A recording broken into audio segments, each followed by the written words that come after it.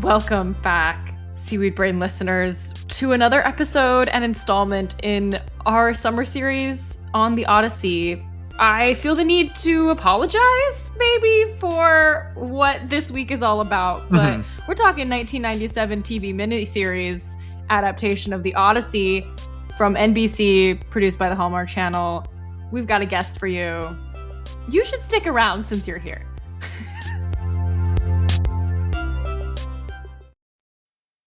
This episode is brought to you by Marshalls, where you never have to compromise between quality and price. The buyers at Marshalls hustle hard, working to bring you great deals on brand name and designer pieces. Because Marshalls believes everyone deserves access to the good stuff. Visit a Marshalls store near you or shop online at marshalls.com. Abercrombie Kids is bringing the ultimate first day energy back to school. It all starts with on-trend outfits for that front door photo shoot. Plus, the coolest tees, shorts, and jeans to take them through the rest of the year. Get them ready for their close-up and keep them comfy too. Make this grade their best one yet. Shop all things back to school, in-store, online, and in the app. I want to shout out one of our lovely patrons at Abby Reads a Lot, who said, I really want to give this miniseries another chance. Hopefully it's worth the watch. And I responded and said, don't watch it. No. We are here today. I mean, like the actual Christian mythology that this is based on and not the Odyssey, we have sacrificed ourselves for your sins.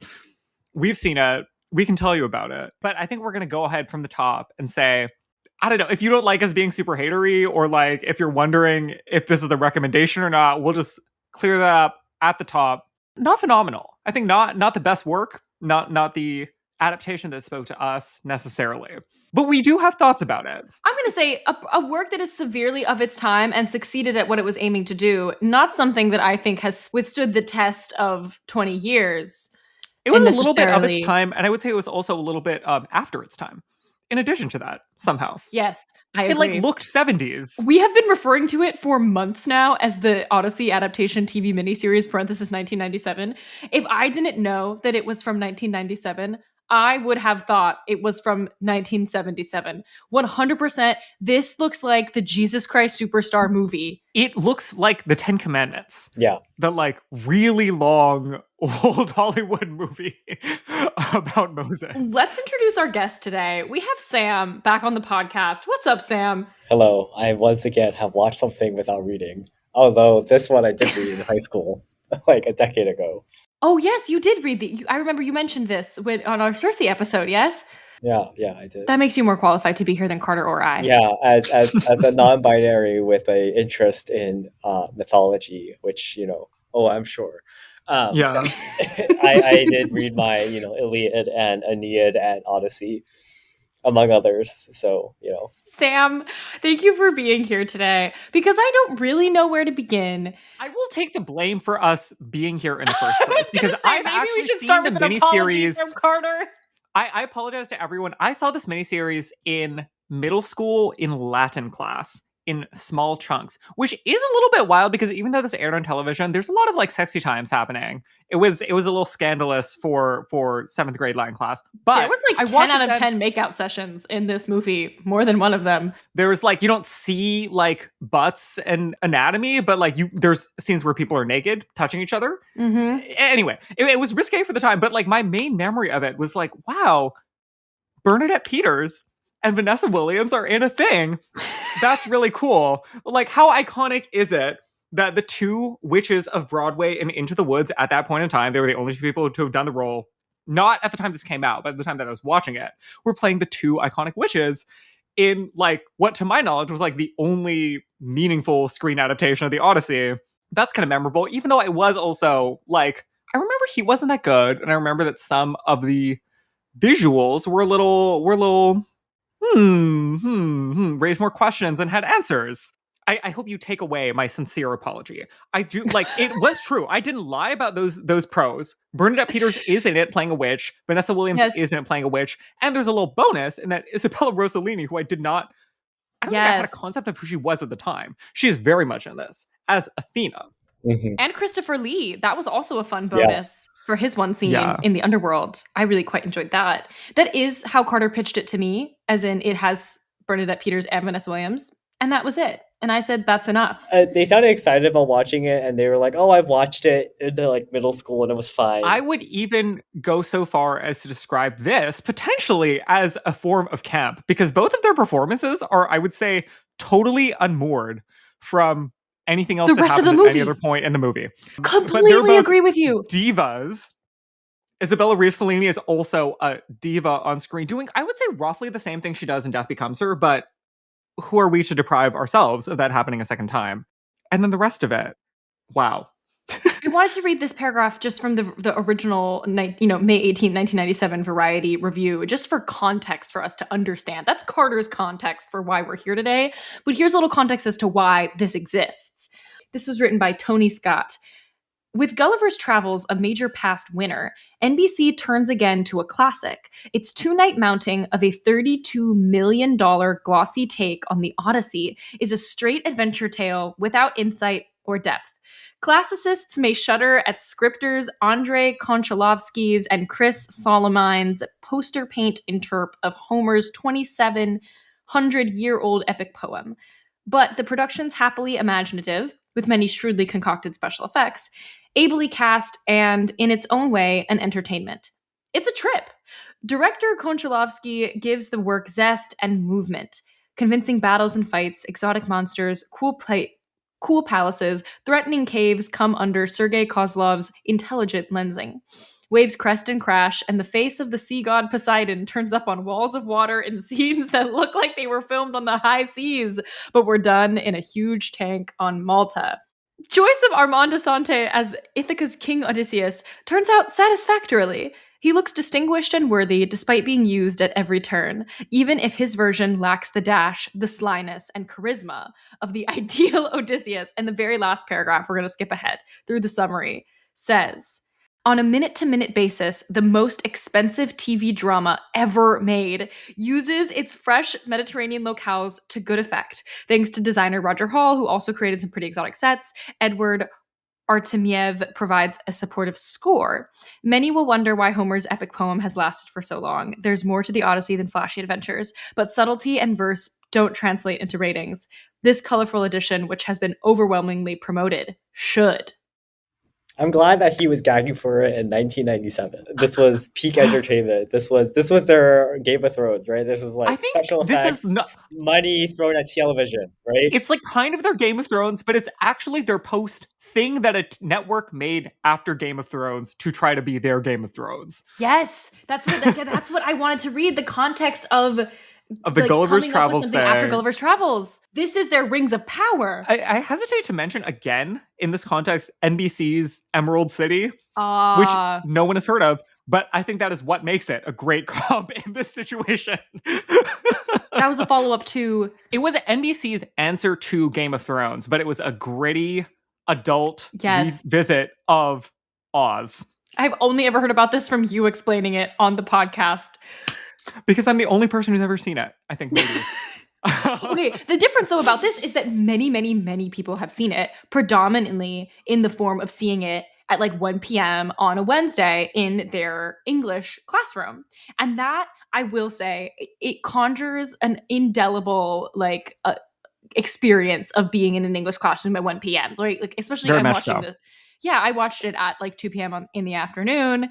I was like, wow, this is, I guess, better than doing a pop quiz. It was kind of the sensation. And I read, in addition to a few like professional reviews, I read so many Reddit posts of people like talking about this movie and doing they loved it. I didn't read a single negative comment about this movie on like multiple different individual Reddit threads, which I thought was amazing because I think it's the nostalgia aspect. And at the time, especially when people first saw it, this is definitely like the cutting edge of special effects. We have creatures from Jim Henson's Creature Shop all throughout the movie. It's giving like the creme de la creme of creating fantasy on the TV screen. Here and there. There are like lots of different types of fantastical elements. Some of them are Jim Henson puppets.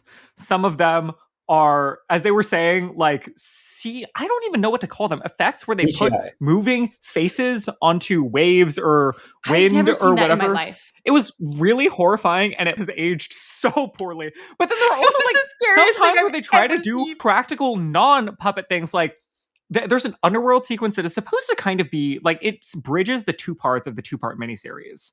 The like passage where Odysseus goes to the underworld, like we're kind of doing now in this podcast episode, where the underworld is this adaptation. But they are mixing these like green screens of like, it looks like 8-bit flames on the side with real practical chunks of something. It looks like there's like dog poop all over the floor. But the dog poop is like maybe on fire. Yeah. It's like tar that stays on fire even when it goes into the water. So it like looks like it's like a river of fire. But they're just like literally just burning money. I was just like, wow, that's the budget. 32 million right there. Most expensive minute-to-minute TV ever made. And it doesn't look at. No, I think it does. I think in addition to the fact that the nostalgia factor of people watching it in like 2 p.m. on a Wednesday, and that's why people remember it fondly, I think it's also people watched it in smaller clips, like what Carter said in like their Latin class, is that like when you watch like just like the small like scene about the Cyclops, or just the scene with Circe, or just the scene with whatever, it's like, okay, you can get through it. But when you watch it in its entirety, like from beginning to end, it's like it really starts falling apart, because it's like the actual storytelling is not that crisp at all, right? And then the critique from the Variety article where like they talk about the main character Armand being used at every turn, like you really get tired of him very quickly when he's like speaking the same like macho man like accent throughout the whole thing, mumbling and being like, oh yeah, I'm a man throughout the whole thing, and it just gets really tiring. I think the reason why people like it is that it's like it's a classical like hero man story. Like they have taken the Odyssey and kind of, I think, reduced it into something that you might find in, say, a 10-page children's book of like, boy who is brave fights this monster bravely, and then fights monster number 3 bravely, and the whole time he is a good boy who doesn't. Yeah, and also he's like making out with women, and also like isn't his wife so demure and mindful. I have to read, in this exact moment, I have to read my favorite Reddit review. I'm not even going to say who wrote it, because I'm not giving credit. Is it the one about marriage? Yes, it says, this was written, for the record, this comment was written 8 months ago. This movie should be seen by any married couple, man and woman, before they decide to get divorced. The movie is a tribute to true love between a woman and a man that are bonded for a lifetime by the divine and holy mystery of marriage, and honor it. For that to be your takeaway from this movie is absolutely nuts. Yeah, he's just like, yeah, I could totally abandon my wife and son for 20 years, and you know, I'm still a good husband because I came back, right? I think the movie tries to iron out some of the classical things that make you correctly understand the Odyssey as being a story of a man who isn't shit. Specifically, they like try to make it look like he is basically abducted to go fight the Trojan War in the first scene. On Circe's island, she presents it instead as a, what is the word I'm looking for? As quid pro quo? Yes. Like he needs to sleep with her in order to get the men reverted back to human form. And then I guess just keeps doing it for several years afterwards because he thinks witchery, ambiguous. Yeah. He thinks he's there for 5 days, and because this adaptation combines the Lotus Island with Circe's Island, he doesn't realize that he's been there for 5 years. And she's also not like intentionally keeping him here. It's almost like a mutual surprise when he realizes that he's been here for 5 years. And she's like, "You didn't think you were here for 5 years?" And he's like, "What the heck?" So it really like it strips him from all agency as these things just like he keeps getting used and these things just keep mostly strips him from agency. I think that if you still thought hard about it in this adaptation, he's still doing things that we wouldn't approve of. Like if staying there for like, if it is 5 days, staying on an island for 5 days and continuing to cheat on your wife and have a grand time is still not so good. But I think the surprise is used to kind of paper over that and be like, oh, he didn't have full knowledge of what was going on. So we should understand him essentially as this whole thing was like a big whoopsie. He couldn't have done better in this situation. And Calypso similarly is like, I don't know. That one is like harder. I think that the like movie really lets him off the hook for that, sort of by virtue of what the timing is and the fact that Calypso is shown to keep him prisoner there. However, he still, it really seems, is actively choosing to engage in earthly pleasures. No, Carter, when he's with Calypso. Carter, no, he's being manipulated because he comes to Calypso's island in tears and he's like, "I've lost all of my men," and then Calypso he cries before evil, they sleep together. So that's how you know that he's a good man. Exactly, he cries, and then Calypso says, "You need to forget," and because she's an evil woman who uses her feminine wiles, it's not his fault that he starts like making out with her and like wraps a leg around him, and so it's not his fault. Yeah, it's not. I would say that's roughly how it's presented. I think that the value in us watching this at like the end of our reading Cersei and the Penelope ad, etc., is that this is like what was around for Margaret Atwood to respond to and Madeline Miller to respond to, right? Like if we've now covered these like very fun, very anti-Odysseus, female perspective forward adaptations of the story of the Odyssey, and this is like the exact opposite. It's like, how can we paint Odysseus as the best guy possible under the circumstances? We have to make each of these women sly, witchy, only want to use this man to sleep with him, and taking part of advantage of him is that he's boring and stupid as well. So you kind of believe that he doesn't really he doesn't have true agency in what's going on. He's just a dumb boy or something. The wig, costuming, and accent choices in this are all things that contribute to people not all doing their best work, and I think are genuinely very confusing. I will say everybody basically has a different accent. The most notable ones are Penelope is British. Nobody else is British. Odysseus is like doing a vaguely Greek accent, but nobody else is trying to be Greek really in this movie. Oh my god, my absolute favorite. Aeolus, king of the winds, god of the wind. I'm the Poseidon. Who is maybe from Poseidon? Like, Poseidon is a bully. He's my cousin. He's the arrogant, king of the wind. He's selfish. The sea is nothing without the god of the wind. Guess who's the god of the wind? God of the wind.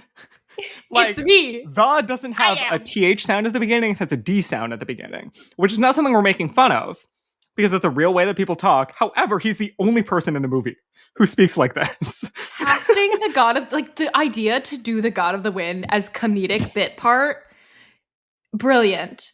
Comedic bit part, supporting actor, bringing a little life. And they also repeat the superimposed face on the water bit for him coming out. I was terrified. Speaking of water, I have some thoughts. Do you think there was like right after the face in the water, Poseidon curses Odysseus to wander the seas for forever, never to return home?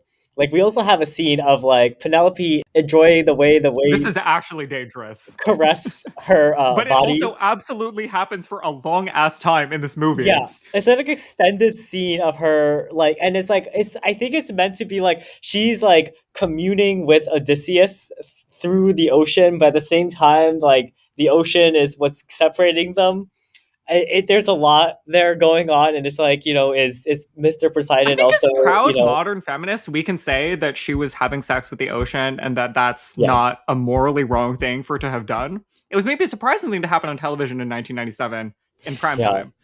That's what makes this piece of media so interesting, is that it feels like, and I feel like the life that it has had is as an educational 1 p.m. on a Wednesday, something that you would think was made by PBS. However, it was not.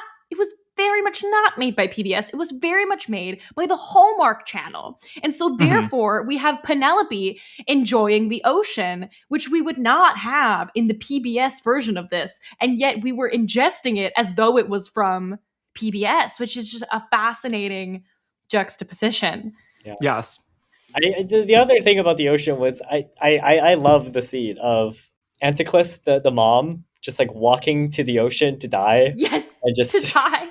And that's how it's described. Yeah. They have someone run across and say, your mother is walking to the ocean. And we all immediately are supposed to understand what that means. She's gonna die.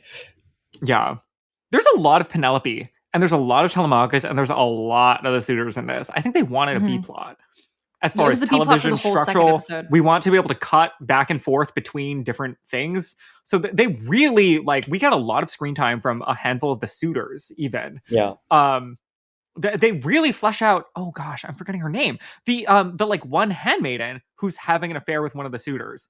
Like, this helped me to appreciate the Penelopiad more, specifically the way that we are given this one girl's story as being like so gross and moralistic and disrespectful. Like she's like a slave woman in this household.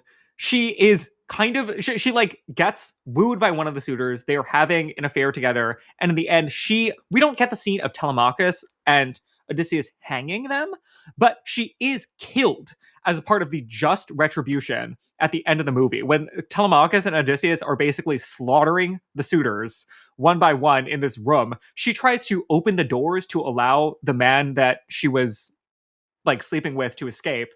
And as she does it, Odysseus shoots the last arrow and it kills both of them. And they have this actress let out a scream that is high and feminine, so that there's no doubt for you as a viewer that she is being punished for her crimes of disloyalty to the household and inappropriate sexuality with a man.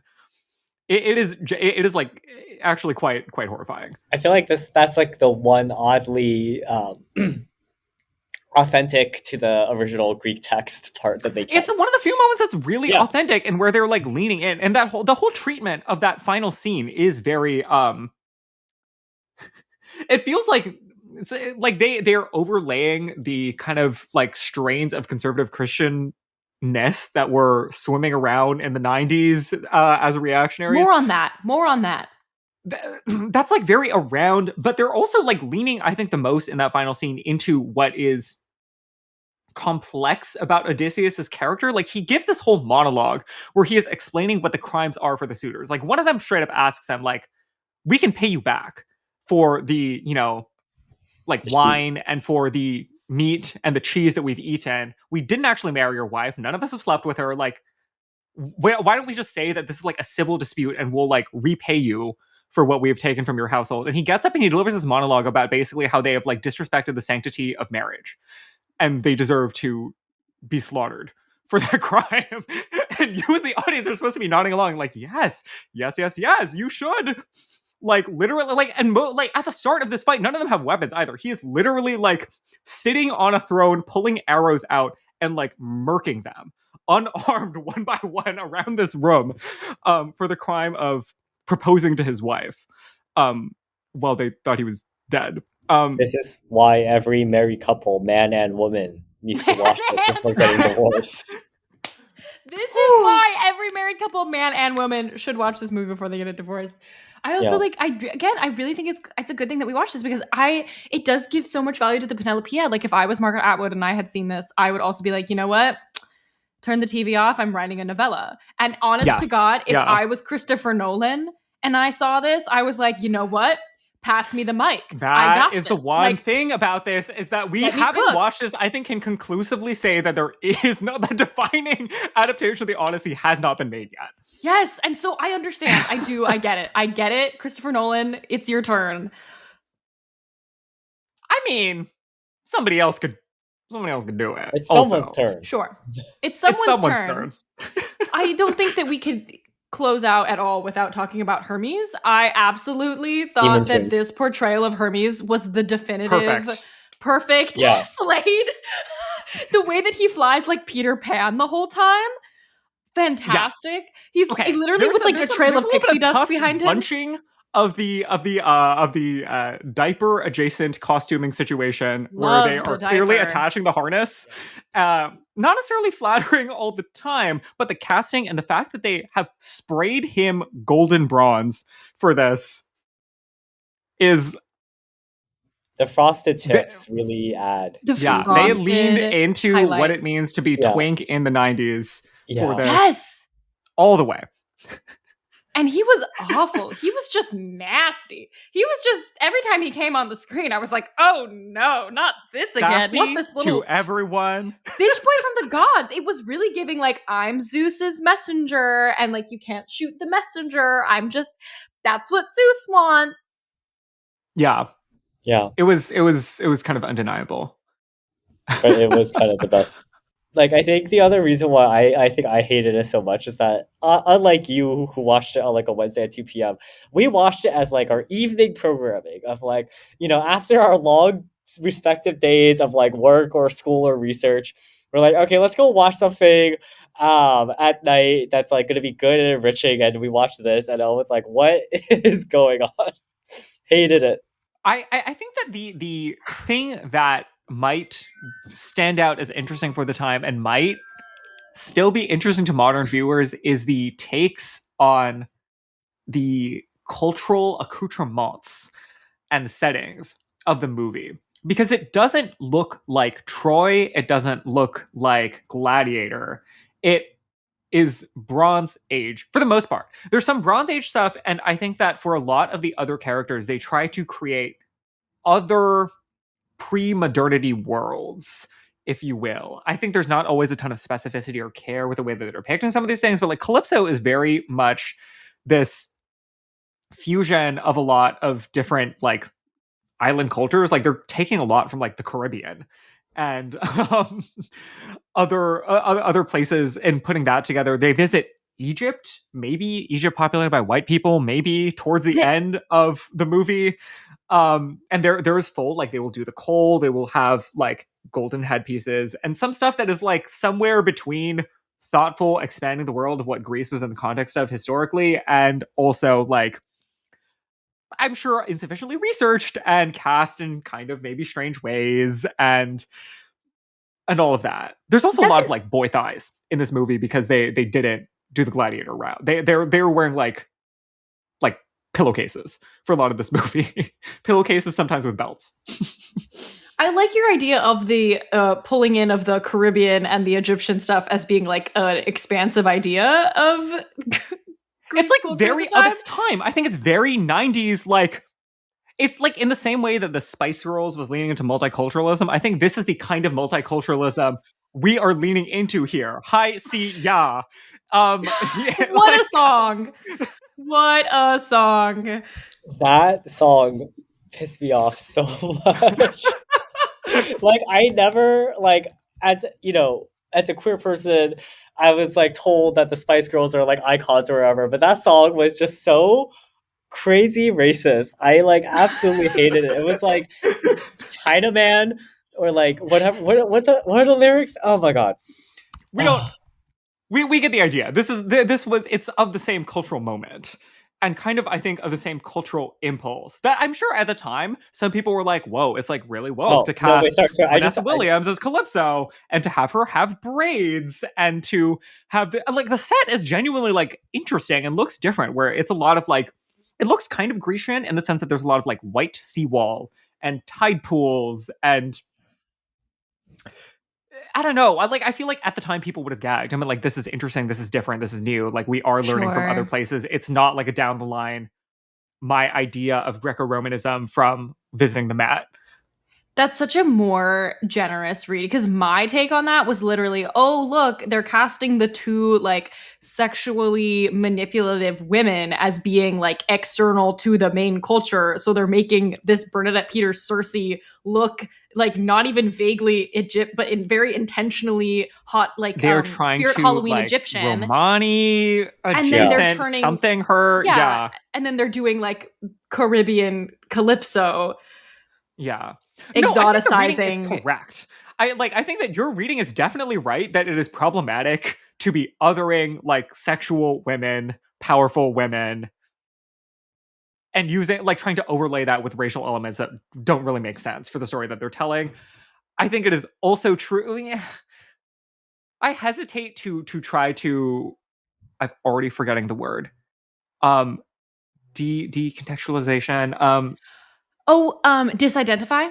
Disidentify. I hesitate to bring it up, other than the fact that was literally my experience with this, of like walking away from this movie and being like, Vanessa Williams kind of ate that. Like, she was really cool, powerful, different, interesting. Bernadette Peters really ate that. Let me go like spend this afternoon watching a bootleg Slime, or not even a bootleg Slime, a pro shot of Into the Woods 1978, because, or 1988, 89? Original Broadway cast Into the Woods, because I'm freshly inspired by what I've just seen. You know, you did that. You disidentified that, and pop off to you. Her hair, like both of their hair looks really good. You know, like I think that part of it was genuinely like the curls look amazing, incredible. Yeah. They're delivering these like really like over the top bizarre takes on these characters. And I like Bernadette when she goes, "The only way I will turn your men back is if you come to bed with me." Like, it is so funny. She like is doing such like a parody of herself as Bernadette Peters as a witch, of like her little vocal tics of like not doing all of her rhotic R's. And I also, Vanessa Williams, when Odysseus washes up on the beach and she drops her cloak into her like sexy island outfit, and she's like, "Forgive my maids, they've never seen a man in all their life." It was like old delicious Hollywood glamour. The way that she is kind of like stayed almost like Katharine Hepburn-esque in the kind of like crispness and remove of her delivery with this man. And I want to shout out, like, she's not whimpering on the floor for him. Like, she's like a powerful woman here to get something that she wants. And that's kind of cool, even if the take of the movie is that she's like evil, and she really only gets like 10 minutes of screen time in this also. Like, both of them are like not actually in the movie for that much, despite how, I don't know, they're billed and all of that. I just want to shout out what you said earlier, that every person in this movie not TV miniseries, is in a different movie. Like, yes, the performance that Bernadette Peters is doing does not necessarily equate to the performance that Armand Assante is doing, and like what Vanessa Williams is doing is completely different. Like, I'm an action hero here to punch the clock. I think that's what he's giving. He's like, somebody put a new wig in for the day, and I'm gonna hang from this wall. I'm going to yell, "Poseidon, Poseidon, why? Poseidon, why? Poseidon." And the girls, to me, they were giving, this is a broadcast of the National Theatre Live production of King Lear. It was this very stagey, especially when it came to the diction and the way that we are like, it was like they were speaking from or Vanessa Williams particularly was speaking from her diaphragm in a way that like you will never see on a TV show, you know? Yes. She's playing for and the there's back this of the house. whole Penelope, like, I think the whole Penelope situation, which we got a lot of, was getting like daytime melodrama. Like, we are in the General Hospital presently as we're watching people chase each other through the clotheslines to like have like a daytime tryst in secret. It was like very like kind of like sad and long, and I got like I found it like kind of exhausting after a while, like those Penelope scenes, given how little change in characterization we're getting through all of that. And Irene Papas as Odysseus' mother was giving like Toronto International Film also Festival, slaying it, like a true like art house. She cinema. was acting, yeah. It was like a performance for the screen, but very like staid, reserved, full of presence, gravitas. Yeah. Do we like anything? I guess we have said some positive things about this. I was a little worried that this whole thing was just going to be a list of negatives. Should we give Noti awards? Yeah. Best Demon Twink goes to Hermes. I was literally going to say Noti award for gayest person in the 90s. This portrayal of Hermes. Yeah. Oh my god. We also didn't even mention that they fully showed the whole Trojan War. Like, the beginning of this movie is that they also fully did the Iliad. In this, we saw the horse, we saw Hector, we saw Achilles, and all of those characterizations were wrong. So wrong. Like, wow, how wrong was everything they said about the war? I had to laugh at like seeing and having to be like confronted by the Trojan horse for the first time all summer when we've been talking about the Odyssey all summer, and then having to actually be like, oh yeah, the war part for the first time. I really wanted to fast forward.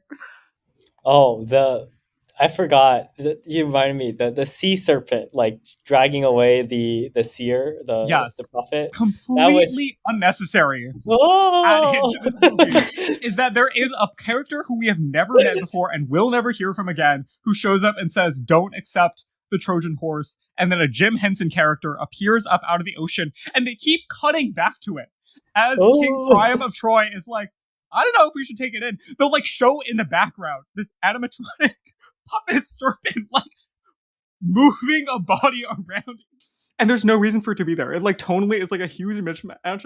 I guess it's like really funny, but it's so puzzling.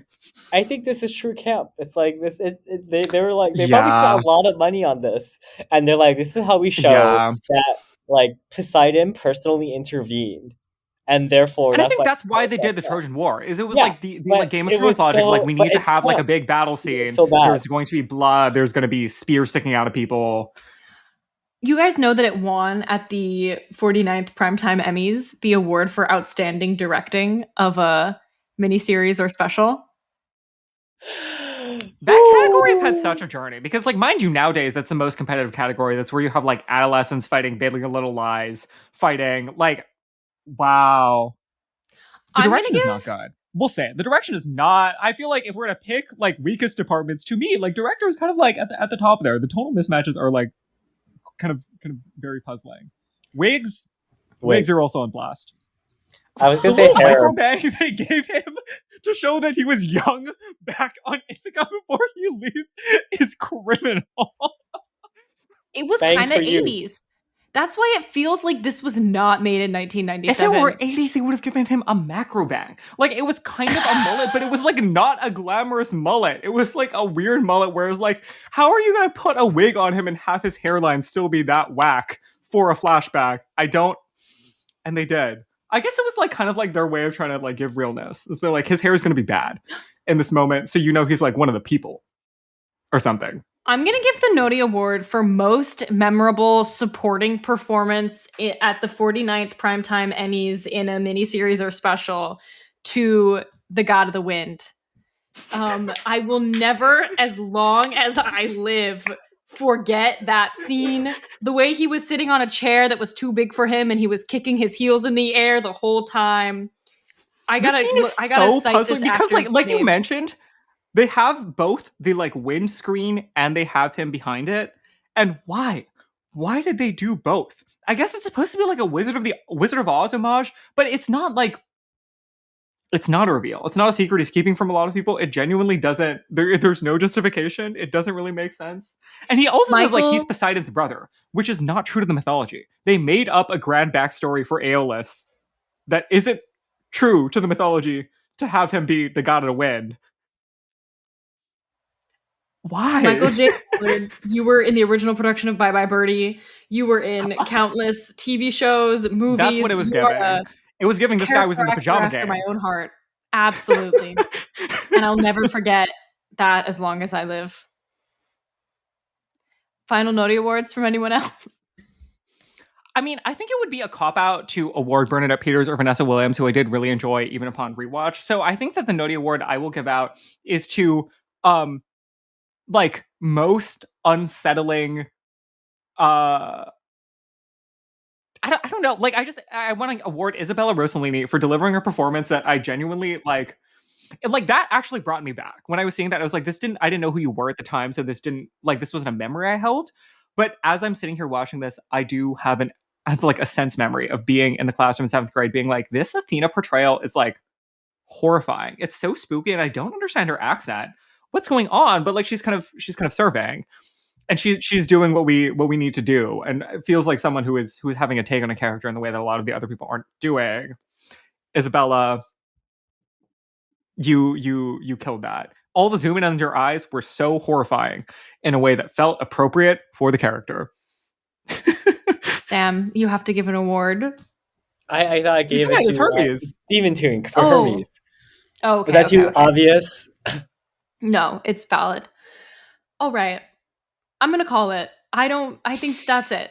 And I want to thank everybody for being here. And I want to say on behalf of Carter, on behalf of Seaweed Brain Podcast, if you watched this because we said you should, I'm sorry. That is up to 3 hours of your life you could never get back. Yeah, that was our bad. We sincerely apologize. With the magic of editing, I actually have one award to give, and it's like best supporting character that never says anything, and it's Agamemnon and Menelaus. They just stand there menacingly because they can't speak to get paid. The rules of the union. They said.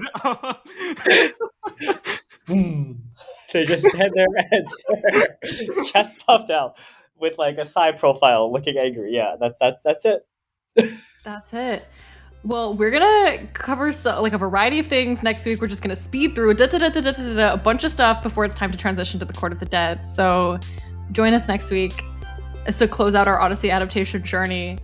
Hopefully on a high note, higher than this. And I think it'll be fun. I think we'll have a good time. We'll see you guys there. Thank you, Sam. Thank you. Bye, y'all.